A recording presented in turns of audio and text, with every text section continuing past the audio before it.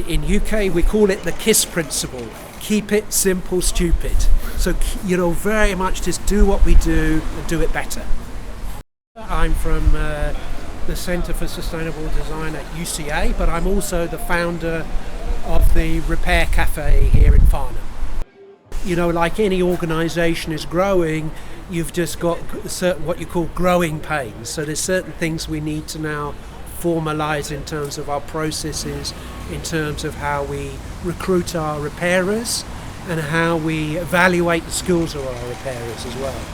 And very importantly, you need a very, very good core team, but also a good sort of management team. The next is you have to be very proactive with your marketing. You're going out through social media, through the press, through e-marketing, just to get, raise awareness and get, the people coming through the door.